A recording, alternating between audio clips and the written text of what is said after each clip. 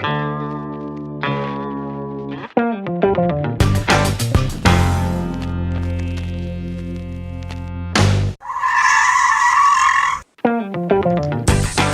everybody, welcome to episode 45 of the Stop and Give Me 20 podcast, 20 minutes with some of the world's top fitness professionals. I'm your host, Anthony Renda. You can check out the show notes at stop20podcast.com. Before you do that, go to iTunes and subscribe to the show. I say it all the time. It's super important. We need those ratings and reviews. All right, well, for today's episode, I have on Molly Galbraith, and she is a CSCS and co-founder and owner of Girls Gone Strong. It's a global movement that was started in 2011 that aims to empower women to embrace all that's possible for their lives and for their bodies through body-positive, evidence-based nutrition, training, and self-care information.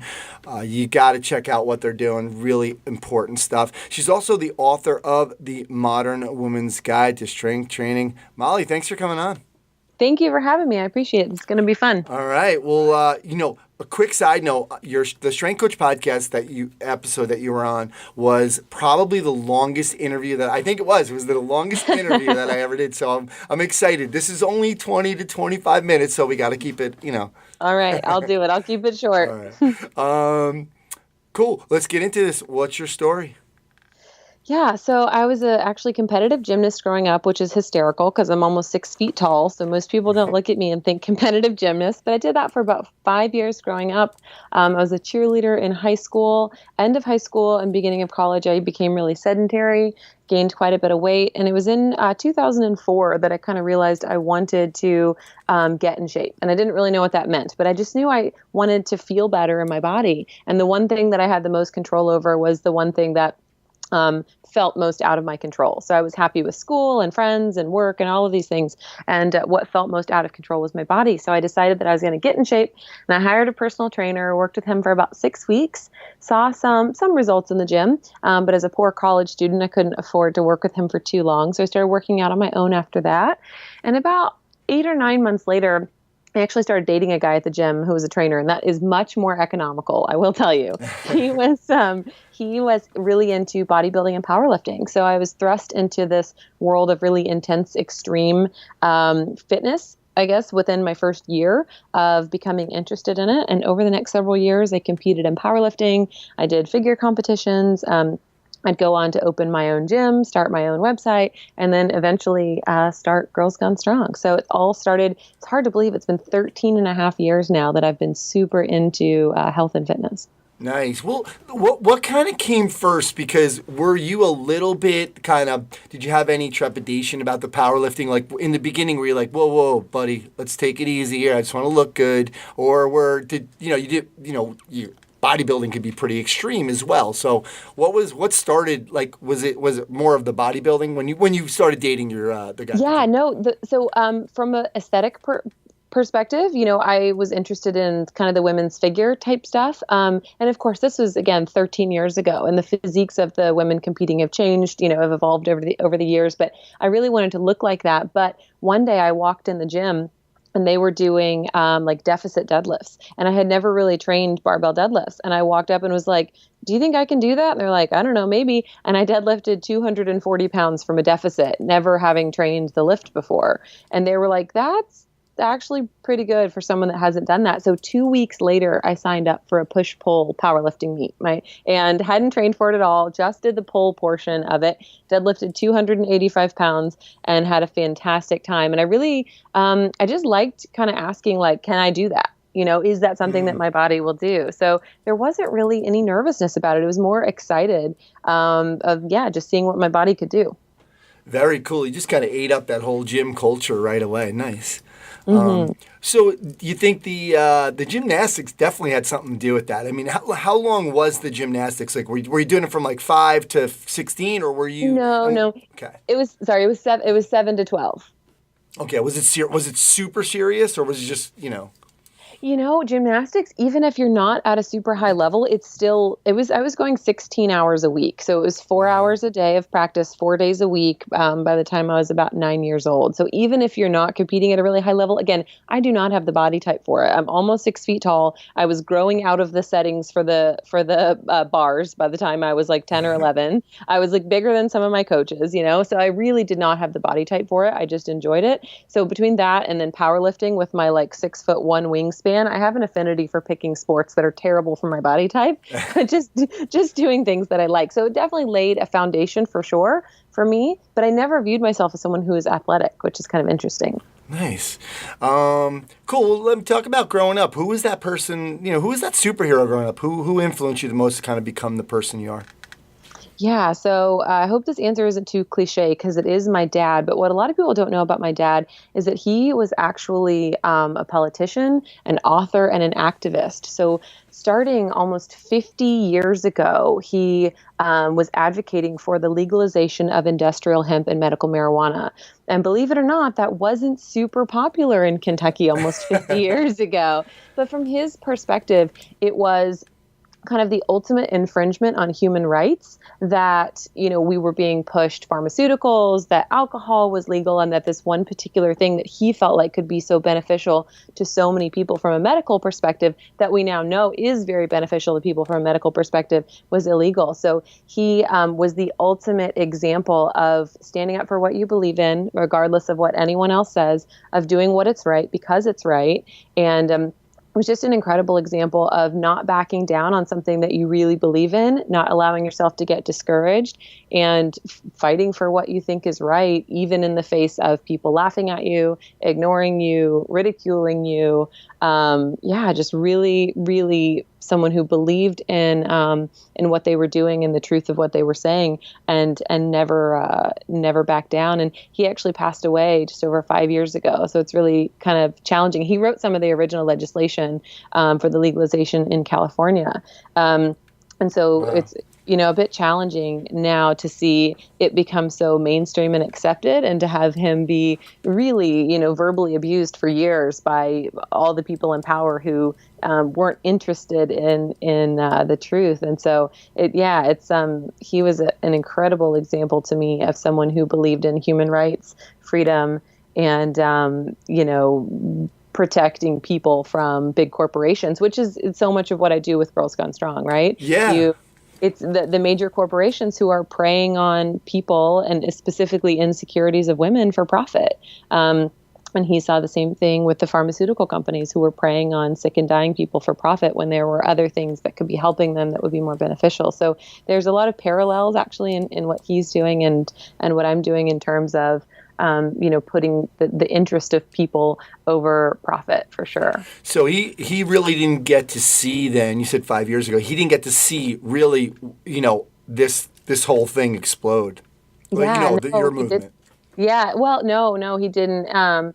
And that's been hard as well. He's always been so supportive. And from his perspective, from what he fought for, one of the most beautiful lines was, "I don't care who scores the touchdown as long as my team wins the game." He wasn't interested in the accolades for what he was doing. He just really believed that what he was doing was the right thing. And so, no, he hasn't been able to see what's going on with Girls Gone Strong, but he was always incredibly supportive of me and the work that I wanted to do. And so I have no doubt that he knows exactly what's going on and is super excited for me. Absolutely. What about now? Who's that person out there now that you come across a lot of amazing people in your work, who, just even probably attending your conferences, et cetera. Who's out there now that's doing some great things that you feel like you're really looking up to? I've got to take this answer in a little bit of a different direction. I feel like that any woman who experiences shame, trauma, unworthiness, doubt, who thinks that they're not good enough, who thinks that they don't fit into this kind of impossibly narrow context of what fit looks like for women, and is still going out there every day and taking care of themselves. Those are the people that I have so much admiration for. There's a woman who has written some articles for Girls Gone Strong. Her name is Dr. Larissa Lopez, and she's a women's studies professor at Fresno State. And if you Google fit woman, the image that pops up is young, is white, is blonde, is able-bodied, is ripped, is wearing nice clothes, appears to, have money, all of these things. And this is really kind of the vision that we think of when we think of someone who's in shape. And it leads to so many women feeling like fitness isn't for them. If they're older, is fitness for me? If I'm not a certain body shape and size, is fitness for me? You've probably heard people say, I have to get in shape before I go to the gym, right? Because they think that there is this one super narrow definition of what fit and healthy looks like. And so for me, the women who are, and I know what it's like to feel super uncomfortable in my body, and I check a lot of those boxes, right? Like I check the young and the blonde and the white and all of these other things. Yeah. And I know what it's like to still feel uncomfortable walking into a gym. So from my perspective, the women who have, had these experiences in their bodies, who maybe don't check all of those boxes, who have the courage and the bravery and the audacity to take care of themselves on a regular basis when the world tells them that fitness is not for them, that's who I'm admiring right now. Yeah, and I got to say, it's really cool to, like, for some of the women that I've worked with over the years and saw the transformation, not body transformation, but more of the when they first came in, how uncomfortable they were, and how eventually they just end up walking like they own the joint after a while, and it's really one of the coolest things, and to see them kind of come in and kind of break some of those, those myths or barriers that of looking a certain way. So as a trainer, it's a really kind of a cool thing to watch. They literally blossom overnight, and they start to walk taller, and they're more confident, and they stand up for themselves. And, in actually my talk at Perform Better, which you had a lot to do with me getting. So thank you so much for that. My talk at Perform Better, I give some really crazy statistics about, 81% of women in North America are dissatisfied with their bodies. And, 80% of 10-year-old girls have been on a diet. And, I asked the audience, I'm like, how many people in here know someone who has opted out of going to an important event, a wedding, a reunion, et cetera, because they don't feel like they look a certain way, right? And every hand in the room goes up. How many of you all know someone who opts out of taking pictures or videos because they don't want to be in pictures or videos because they don't like the way they look? Every hand goes up. How many of you all know someone who won't get in a bathing suit because they're not comfortable with the way their body looks, or a woman specifically, and every hand goes up. And I just make everybody stop and think. If people are chuckling when I'm asking these questions, because everyone knows women who opt out of these things. And it's like, oh yeah, of course, I got to lose weight before my reunion. It becomes so normalized. But when you think about what's happening, women are literally not participating in their own lives because they don't think that they look good enough to. There are women who haven't gotten in the water with their kids in 10 years because they don't feel like their body is worthy of them walking across the beach in a bathing suit to get in the water and play with their kids. And so I think that that the more that we can do to kind of normalize women's bodies and expand this definition of what fit and healthy looks like and make it feel more accessible to more people, literally these women blossom overnight, even if their bodies don't change, or even if they don't achieve kind of whatever that narrow context of fit looks like.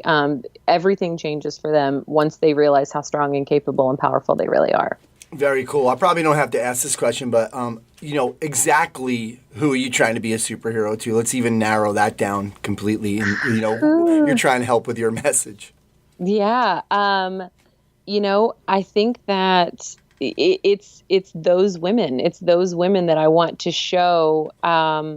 Women who, again, experience shame, trauma, unworthiness, doubt, who think that they aren't good enough because they don't fit into this narrow, this incredibly narrow context. I want them to know that they're strong, that they're worthy, that they're powerful, and that health and fitness and taking care of them is for them, that self-care is for them.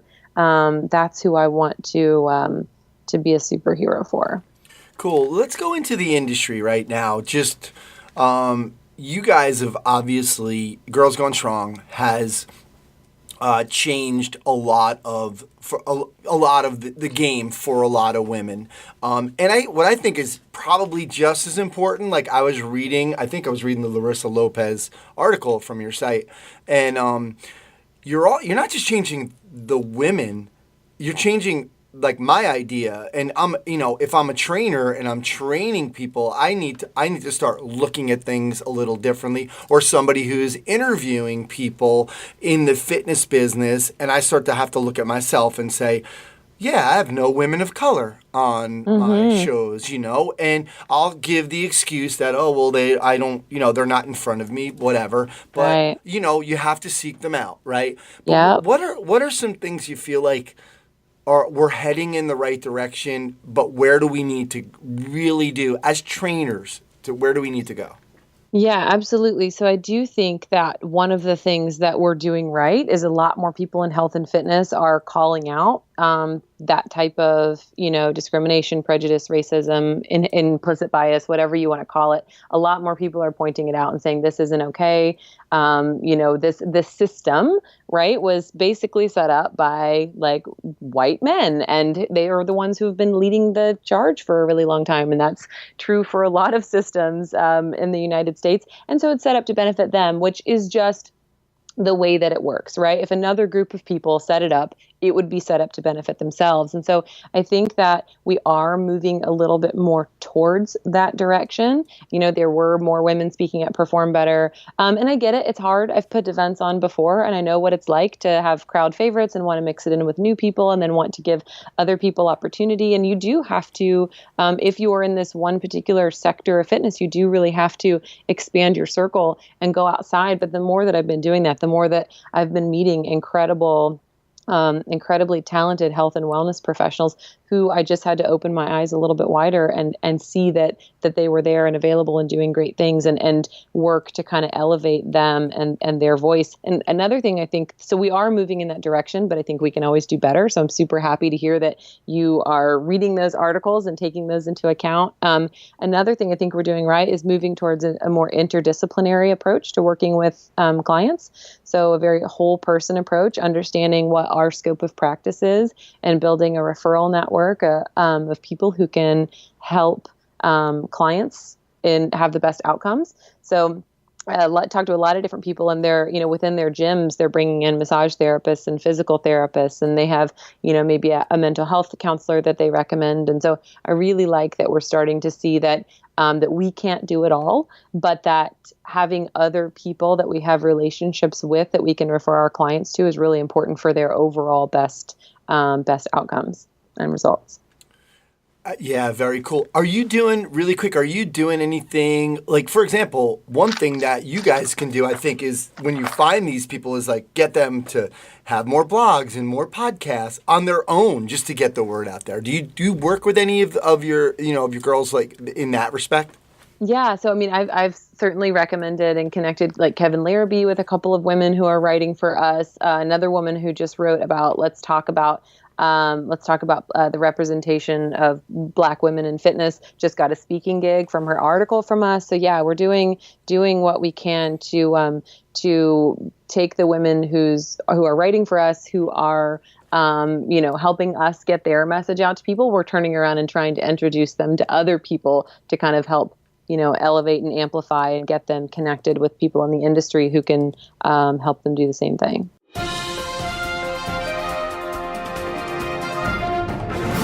All right, now it's time for the Stop and Give Me 5 segment. 5 rapid fire questions and answers. You ready to go for this? I guess so. I'm so bad at these, Ant, but we'll do it. Okay. All right. We'll make a relatively easy one. Coolest moment for Girls Gone Strong so far? About a year ago, we nailed down what Girls Gone Strong is and what our mission is. When someone would say, what's the 5 or 10 year plan for Girls Gone Strong? I'm like, I don't know. Do you have any ideas? But we realized about a year ago that the thing that we feel like as an organization we do better than anyone else is we coach and train women. And so we decided to start the Coaching and Training Women Academy, which is an online academy that will house women-specific certifications for health and fitness professionals. And anyone who's been through who has their degree in exercise science or, exercise physiology or biomechanics, that in your textbooks, right, there might be a chapter on working with women, and it's probably just about their menstrual cycle, right? They're not, I mean, there might be a little bit of anatomy and physiology stuff. It wasn't until 1994 that the federal government had to mandate that women be included in research studies. So it is no secret that there is a severe lack of women-specific information out there, and not just the anatomical and physiological information, but the psychological information. Women have very different experiences in their lives and their bodies, and it impacts their perception of their interactions with their coaches and trainers profoundly. We're doing some really cool research at Girls Gone Strong. Long story short, of women who have negative experiences with their coaches and trainers, 97% of them are leaving that coach or trainer, and only 3.5% of them are telling them why. So if your client is telling you that she can't afford your services, or that her schedule doesn't work with yours anymore, there's a good chance that she's not actually telling you what the problem is. And so we wanted to create a online academy that will house women-specific certifications to help educate health and fitness professionals on how to better understand, connect with, serve, and empower their women clients. So really figuring out what the ultimate mission of Girls Gone Strong is, and how we can take our impact of working with the end user and increase it 100-fold by educating health and fitness professionals to also better serve women well, was 100% the coolest moment so far. Awesome. You studied finance and marketing in college. Where were you originally headed? What was the original career you were after? Oh my gosh, I didn't really have one. I've just always liked business. I started when I was 7. So my dad, in his activism, had some financial trouble. So he started borrowing money from me when I was 7. And when I was 7, I said, Dad, if you're going to have my money and I'm not, I should get something for it. And he's like, baby, what you're talking about is called interest. And I'm more than happy to pay you interest. And so at 7 years old, having no concept of anything other than if he has my money and I don't, I should get something for it, I was already asking my dad for interest on money that he was borrowing from me. So I've always just kind of had that mindset, but it's really over the last 8 to 10 years since I've gotten more and more involved in fitness, I care significantly less about the business side. And so I've got people involved within the organization who make sure that the lights stay on. And my mission is 100% mission, vision, content, voice, things like that. So I really didn't know what I wanted to do. I had skipped a grade. So I was like 16. I had just turned 17 when I started college, and I had liked business. So I went into that, but didn't really have a specific career. And it was in the middle of my junior year that I fell in love with health and fitness, and decided that I was not going to change my major for the 4th time. So I went ahead and went through with it, but started working in fitness immediately after I got out of school. All right. You can be in any movie. What is it?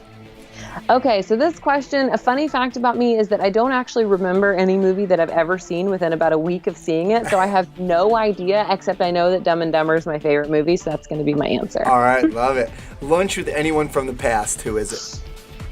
This one, if you can't tell, I'm super inspired by women and by civil rights right now. So there's a woman named Georgia Davis Powers, who was the first person of color and the first woman to be elected by the Kentucky State Senate. And I got to see some of her stuff. They did a big exhibit on my dad, actually, at the library, the Special Research Library at the University of Kentucky recently, and I got to see some stuff of Georgia Davis Powers as well. So it would be Georgia Davis Powers. All right. Desert Island Conference. You only get one speaker. Perform Better's flying them in.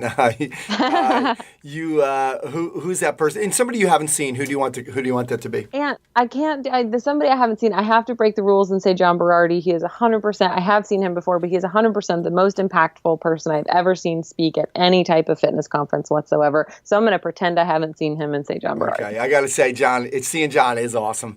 All right, we got about 30 seconds for this one. What's the project you're working on or anything that's getting you really excited right now? Yeah, so the Coaching and Training Women Academy opens on September 5th with our first certification, which is our pre- and postnatal coaching certification. 85% of women in the U.S. will have a baby at some point in their life, and they are postnatal forever, which means if you work with women, you work with pre- and postnatal women. They're terribly underserved.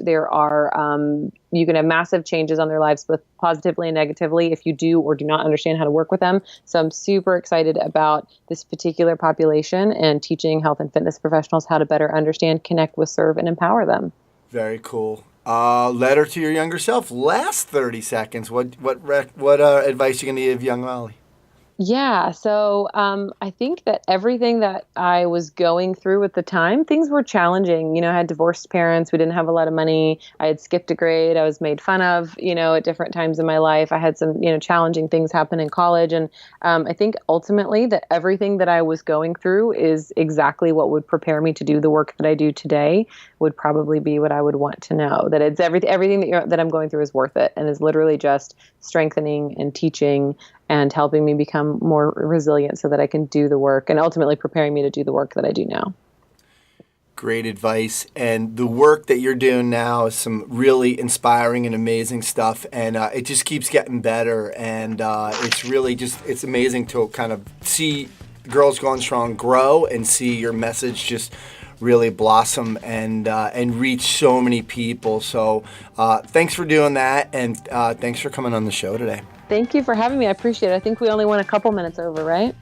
Yeah, this is the Stop and Give Me 26 today. All right. Perfect. Thank you. Thanks for having me. I appreciate it. All right. That's going to do it for episode 45 of the Stop and Give Me 20 podcast. Thanks again to Molly Galbraith for coming on today. And make sure you check out all the links to all her stuff at stop20podcast.com. Don't forget, subscribe to the show. Leave us a review and rating. Always helps us out. My name's Anthony Rana. Thanks so much for stopping by.